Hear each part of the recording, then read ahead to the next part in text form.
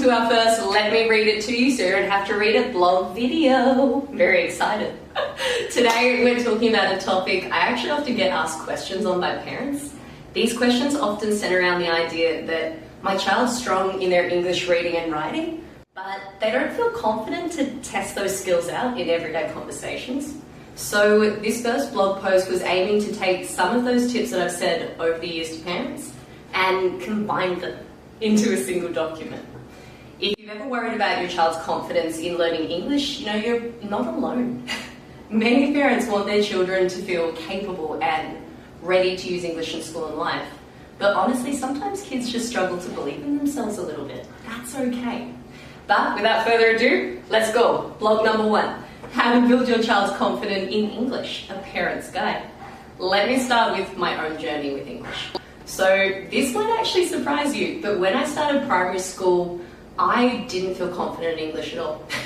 Even though it's my first language, I actually struggled to read and write and put sentences together. Looking back now, I actually realized how important my teacher's support was in helping me overcome this challenge.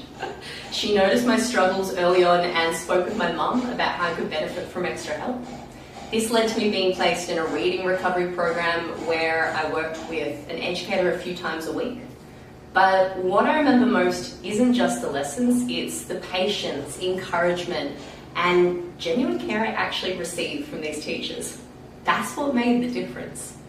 Now as an educator myself, that experience shapes how I teach. I started GKEA because I wanted to be that teacher for those children, to create a space where students feel supported, they feel encouraged and capable of mastering English. I wanted to just kind of replicate what I had because it really helped. Okay, this brings us to our next part. Why confidence matters in English learning. Confidence is key to mastering English. A child who feels unsure about their ability to speak, read, or write in English may avoid practicing altogether.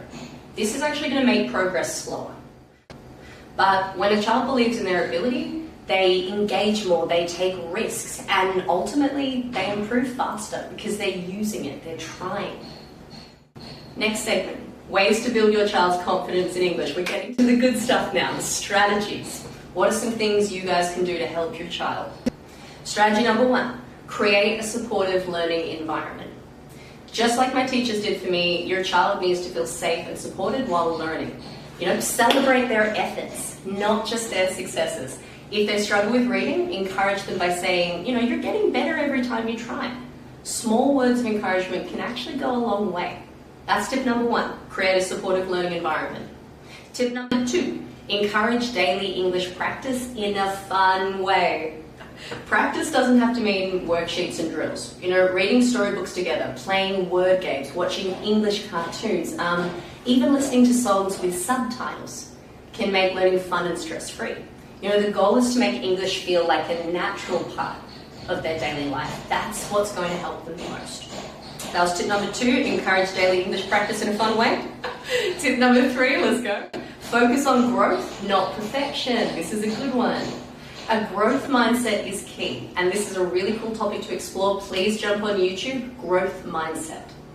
Growth mindset is key. Let your child know that making mistakes is part of learning. If they mix up grammar or pronunciation, reassure them it's okay. Learning English is a journey, and honestly, every mistake is a step forward because it means that they're trying. This is a good thing. We want that.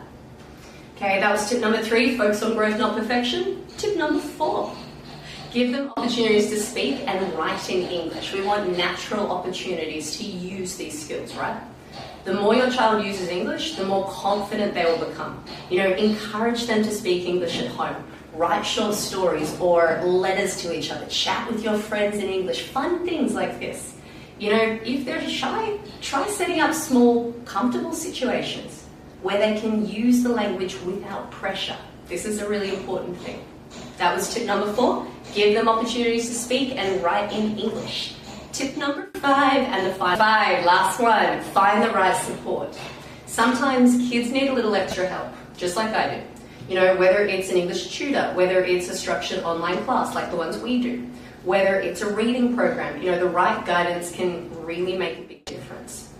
In GKEA, we focus on building confidence by supporting students in a way that makes them feel capable and ready to learn. But it's not just about us. Tip number 5, find the right support. That is a really important one. But this brings us, final thoughts, last part of the blog. Your child's confidence in English doesn't come from being perfect.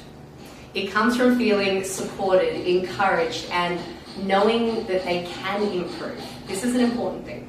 With the right environment, consistent practice, and a positive mindset, your child can become strong and capable in English. They really can.